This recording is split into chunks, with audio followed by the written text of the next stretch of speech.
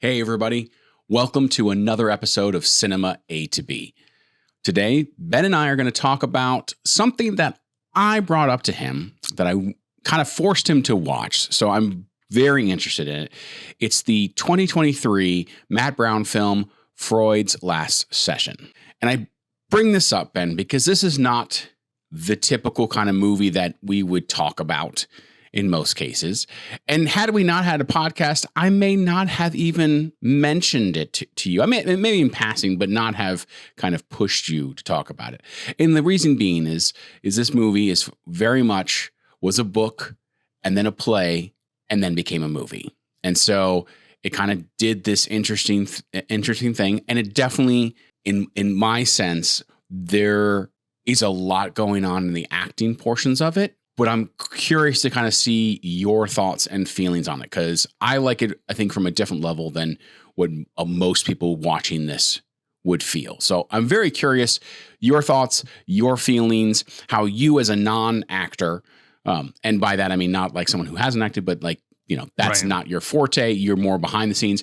What did you get from this movie, or how did you feel about it? So first, right out of the gate, I really enjoyed this film. But I felt like the acting was operating at a higher level than the source material. Mm-hmm. I felt like I wanted a little bit more of like the psychoanalysis and more of a sit down between the two of them than they gave me. And I think they were trying to hold my interest more by intercutting, like going back in the timeline for both Freud's background and C.S. Lewis, and trying to do more intercutting to keep it fresher so that it didn't feel like like I was watching a stage play. And they accomplished that, but I think they might have maybe gone a little too far. Because my favorite moments in the movie were like really towards the end, and that's where they just play it straight, where it's just a back and forth. And by that point, and there's been some role reversal by the end, which was kind of cool too. But yeah, no, I still really enjoyed it.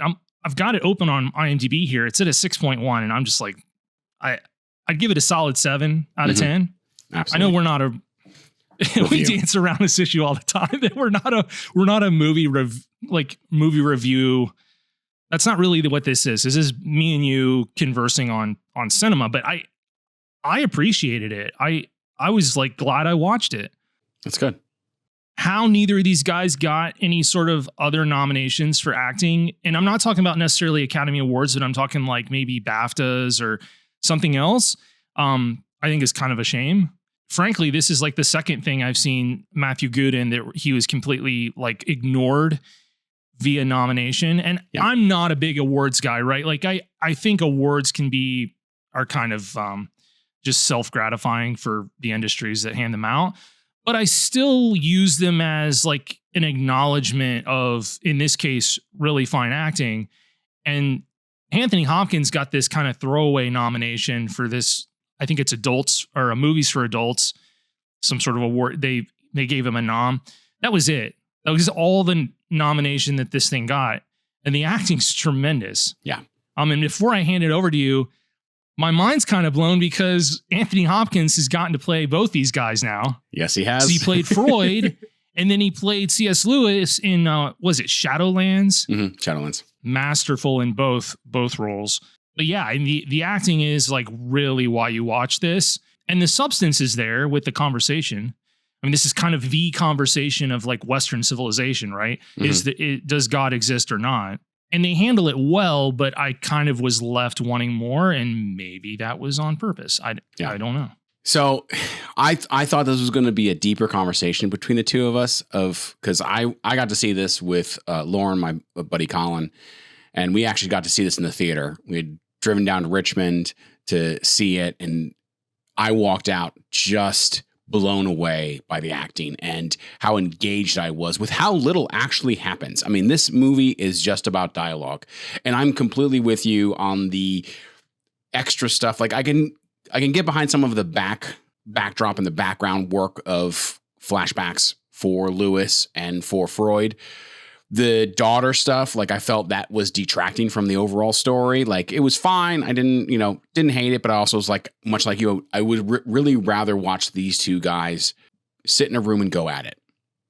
And now I do enjoy plays. I obviously, as an actor, I love the acting process, and I love this movie because it was watching two masters work. And I'm going to use that with Matthew Goode.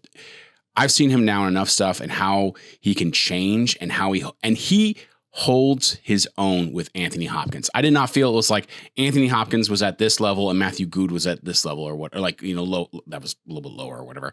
Like they're equal. Like it's a nice repertoire or, repartee of the two of them going back and forth. And I'm just super impressed. I mean, obviously we talked about The Offer already. I think he was amazing as Bob Evans, like really just changed his entire personality to really mimic Bob Evans. And here he's nothing like it. He's very reserved, very intelligent, very academic. Like he really pulls that off. I mean, Matthew Goode, I really feel like is one of those like that unknown, I want to say like the poor man's Benedict Cumberbatch, but only in the sense of the poor man's because he's not as well known as Benedict Cumberbatch. Like he's got that acting chops of Cumberbatch. He should be playing roles that Cumberbatch is in. Heck, he's been in movies that Cumberbatch is in. Imitation Game he was in. He kind of played his, not enemy, but his rival, competitor kind of a thing. And, held his own there. I mean, so Matthew Goode is amazing. And it was so fun to watch him. Lauren Collin didn't not like it. They were fine with it, but I definitely didn't like it the same way I did. And I think a lot of that is because there's so much of just, this is a dialogue heavy. You got to pay attention. Not that they weren't paying attention, but more of there wasn't a lot going on. And honestly, you don't get a lot. The ending doesn't, I think, leave you as fulfilled as a normal film. It leaves a lot up to kind of your own interpretation of what happens. I enjoyed the ending. I appreciated what they were kind of trying to do. There was a little bit of art house cinema moments in it in the movie, but they didn't go heavy handed with it, and they mainly used them with C.S. Lewis, and they kind of come back to it at the end, which was a nice touch when he's spoiler. He's kind of he's dreaming, but the last shot with the train tracks pushing out into the darkness, I thought it was just a really brilliant visual representation of life and the unknown. And I thought that out in the distance, just those few sparkles of light was like a very intentional choice. Yeah. That that the director is making a little bit of a subtle commentary there on maybe his own personal view on it, but rather than it just being pitch black darkness. I think this movie's a good conversation starter for people that are interested in respectfully and civilly discussing the existence of God. But I mean, obviously, I've had those conversations with people, and a lot of the things brought up between Lewis and Freud are exactly talking points that I've encountered. Yeah, questions about evil, the question of suffering. I mean, and frankly, Lewis was a very intentional choice here for this because, obviously this is historical fiction because we don't know which Oxford guy showed up. Yeah. But Lewis would be the best option because he was well-versed in suffering, the topic of suffering. I mean, this is a guy that waited until the later stages of life before he found the gal he eventually married, and then they were only married for like 4 years. I think she died of, I'm pretty sure it was cancer. Yeah. Devastating. And wrote an entire book on grief. And then Freud had that in common in the film, his own just absolutely devastating grief. So I thought all the talking points are stuff that people actually usually discuss when discussing this topic. And I think the movie made a really cool, acknowledgement that it's foolish or madness to not discuss this. Like the person that just buries their head in the sand and isn't interested in actually conversing on this because it has all sort of cultural and societal implications outside of religion. I think it's worth discussing. I mean, I don't want to turn this podcast into it because, well, that's not what this is. No. But I think it's a bold choice. And I liked the choice of where I felt that the movie itself didn't side with either of them. Like, I felt like neither of them walked away changed, or neither of them felt like they were flawless or that their argument was right. I think it, outside of the end, and I agree with you with that light kind of, that was the director's subtle kind of take on it, but he didn't kind of engage anywhere else on trying to push your agenda. No. He just let you kind of sit. And I think this is a great dialogue of how to disagree civilly and not change, because neither character changes from their point of view. This is one of the things I also think, like, you know, who I saw it with may not have liked it, because it is basically a movie about futility. Like, the characters are pretty much the exact same from where this movie starts to where this movie ends. There is no character arc. There is no change. They've heard each other. They've had a civil disagreement and conversation. You know, Freud's already aware of his flaws. You know, Lewis is kind of aware of some of his own flaws already, but they still kind of have this academic battle in this conversation that just, the dialogue is so interesting. The writing is so well done that it just brought me in. Like, it was one of those where I couldn't tell that I was in a movie theater. Like, I was watching this and just kind of so engrossed in this film and what was happening, that it wasn't until like I kind of came to and started to process it and was like, wow, I really, really liked this. And I've seen this twice, because I did end up, you know, getting it and watching it at home. And even on a second viewing, I still was just amazed at how good these actors are, how great the dialogue is. I mean, that it's not so much combative, but it's definitely it has moments of being combative, though. Yeah, it does. But it's definitely this give and take. It's nothing is said plainly. Nothing is said just for exposition's sake. It's very much a give and take of kind of a, here's my kind of thrust, your parry, here's my response, thrust, my parry, and kind of going back and forth between the two.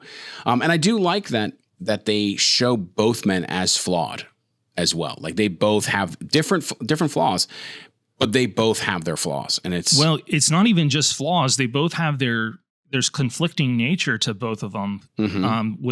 With Freud surrounding himself with all these icons of all these statues of all these gods in his den, his study, basically, which is just fascinating.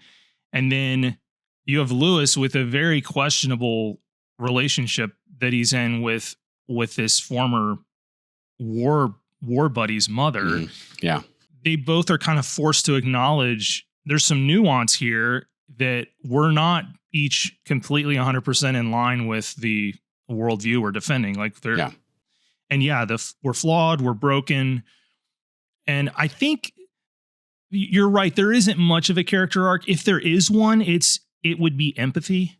Yeah. Like, they both come away empathetic with the other's position, and they both recognize the value of humanity within each other. That's kind of the big takeaway. And I think that's the big takeaway for the viewer, is even if we don't come down on the same side of this very line in the sand question, that we can still be civil to one another and love one another. And obviously there's that penultimate moment where, mind-blowingly, like, Freud allows him to remove the prosthesis, which is like, wow, you know, that was kind of a wow moment in the film.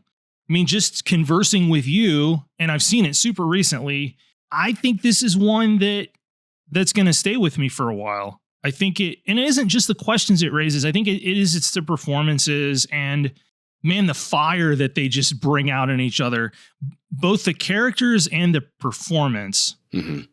Hopkins is delivering a much more external, like, fiery discourse. You know, Freud just wears his emotions on his sleeve. And then Goode is really great at having that restrained, but that fire burning behind the eyes, which is something that he did so well in The Watchmen. Mm-hmm. Yeah. So really spot on casting. I mean, yeah. And Goode was able to, like, internalize a whole lot of that, but yet still, like you said, kind of show it through the eyes, through the facial features of Lewis has great respect for Freud. I mean, you know, at least in this film, how much he appreciates him and knows what he's done, but disagrees. I think it's also very poignant on the day that they pick that this happens is the day Britain goes to war with Germany too. And I think that kind of helps accentuate the fact that they have their disagreements, they have their frustrations with each other, but their humanity is what unites them. And there's a greater evil, and not by even greater evil. There's an evil out there that they now actually have to battle. Like what they're, combating is two, different opinions, but is not the same kind of enemy that is what's, just across the channel. Yeah, exactly. It's like they can debate this, but they're effectively in the same foxhole. Mm-hmm. Yeah.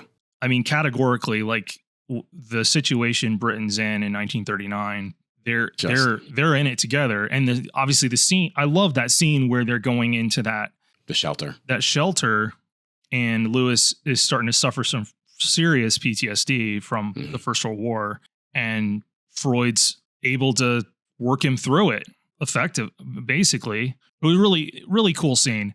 They both have, that was like Freud's like ability to reach out as a human being and work with him in that moment.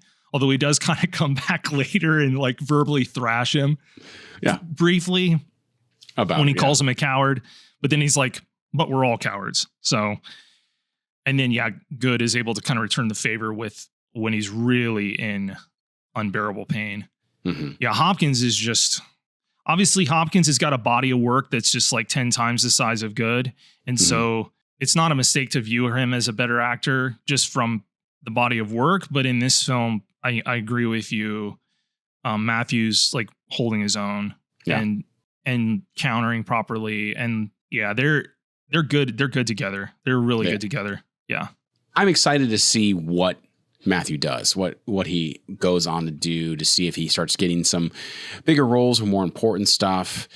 I mean, he does have a small body. I don't know, small is not the right word for it. I know he does have a body of work already, but it's not as robust as Hopkins, and it definitely hasn't the same trajectory as Hopkins did. Yeah, and I think he lost out roles that went to Christian Bale. Yeah, I can see that. Bale's a little older, but I just looked up. Matthew was born in 1978. So I think it's kind of just a circumstance, luck of the draw kind of thing. Yeah. Because he reminds me quite a bit of Bale, the way he kind of moves and carries himself. And the British actor, that category is kind of crowded with like really good actors. I mean, if you look, guys like born in the 1970s, like mid to late, like, it's just a ton of them. It's super crowded. So I think he's run into some of that. Yeah. And obviously there's only so many roles and people that get focused on. And he's done a decent amount of TV, I believe, as well. So now, did they do this on stage together or was it different actors? No, it was different actors. So so that's what I couldn't find out was the run of it. So there was something I read that talked about the fact that this actually hasn't done, the play hasn't been really done much. Oh, okay. On stage. And so like they actually just kind of saw the book, got when the play was written, just kind of optioned the play and then turned it into a movie. And so either it has now, or I didn't really look into that, but one of the articles I was reading was talking about the fact that they kind of just, without seeing the play, they just did this. So, which I think also helps because then they're not trying to recreate the play, which obviously has a much more smaller venue that they can do it in. And so they could kind of just go out with it. So I will say the one thing I wish they'd spend a little bit more time on, and this is just more of a selfish, my own thoughts, and I'm sure you would agree with me too on this, but I wanted to see more time with the Inklings. Like that just... Well, of course you did. Yeah. I mean, I just want to see that conversation. Yeah. Like we could cut some of the other, extemporary stuff and just do some more conversations about that. That would have been I was of sort fun. of just excited to even see a representation of Tolkien in the film. I wasn't expecting that at all. Like I get a flashback and everything. So I thought that was really interesting. The only thing you don't get though in this, it would have made it like a 3-hour film, is you don't get the deep dive into Lewis's own conversion from atheism into Christianity. Like, and for that, you basically just need to go back to 93's Shadowlands with Hopkins playing him. because they do cover that. Yeah. So, and I do love there's a quote that is not actually attributed to Lewis, but is actually said by both Hopkins as Lewis in Shadowlands, and then again as Goode as Lewis. The whole like what God's megaphone is suffering or pain or whatever. In this movie, it's if pleasure is God's whisper, then pain is his megaphone. Yeah. So it's not exact, and I know word for word, but it's very similar. So it was fun to kind of see that. I also thought it was like, I loved, obviously you couldn't do this in a play, but you can do this in a movie where you're following Lewis on his way to Freud, and he's standing there watching the kids get on to the train. Yeah. And that just kind of, while obviously he goes and talks about that he hosted, children during the war, which gave him the idea for Narnia, but like that also, kind of plays into it too, of just watching these kids get put on the train by their parents to be sent off to stay with other people in the Cotswolds or wherever else across the country they were. For me, it was a delight just to watch two actors. I mean, like, again, this is a movie that there's no action really. There is not a lot that actually goes on. Just mostly just two people talking to each other and just emoting and responding to each other, and just done at this level just made my heart so, like, happy is not the right word, but like full of just enjoyment of seeing two masters in their craft just working with each other. And I just walked away being super excited with this. And again, and that's why I also brought it up, because there's not a whole lot on your side of things that I feel like the editing is fine. There was no problems with it, but there was nothing done. Cinematography is also good, but I don't feel like there was anything really to be like, oh my goodness, they did, no, I mean, rack exposure, No, but I guess this would be a good movie to cite. Why do Hollywood films, and this is technically probably not a Hollywood quote unquote film, but I mean, why do these films look better than like TV or a video that you shoot? They're typically they're darker. They're just darker and richer. And this is perfect case of this. The whole image is really quite dark for most of the movie. There's exceptions where there's some outdoor exteriors during the day, but the interior of his home gets darker and darker as the movie goes, because you're losing daylight. And they definitely are like, oh man, this session's going way longer than anybody intended. But the color palette gets really rich in there, and the production design is probably the standout in this because of the care they've taken in building out the interior of this house, and the colors and the textures. And so it is interesting to look at, and they don't stay with the same camera angles the whole way through. And then, the flashbacks are interesting. And then I mentioned those art house kind of moments. There's one where Freud's basically, it's really interesting because they do a thing where he'll be talking about something, like he'll be talking about his, the cancer in his jaw. And then he doesn't continue to voice over. They just cut to a flashback of him in that wheelchair getting rolled, and he's delirious. Yeah. That was a really cool scene. And he's like seeing his daughter with her lover. And then, and all these, these Greek statues that are kind of coming to life. That was a really cool scene just from an artistic standpoint, like really interesting stuff. Nothing, like you said, not any techniques that we haven't seen before, but it was put in the right place at the right time in the movie. It served a purpose, and the handful of times they decided to do that was really tastefully done. And I kind of got swept up in scenes like that, and was like, this is a little, I don't know, I got a lot more from the movie than I guess I was expecting. I was just expecting like something super talky, I was probably expecting like more Frost Nixon. Okay. Yeah. Which is a good film too. I do. Yeah. I really like that one.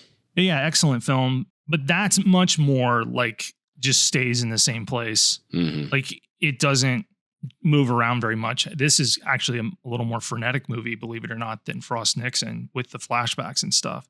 And even mean, they did some great production work with the flashback to World War I. It looked great. It didn't look low budget. They kept things tight, the camera tight, and actually showed the rats, which you wouldn't believe the number of World War I movies that leave out all the rats. I was trying to look at what actually the budget for this was.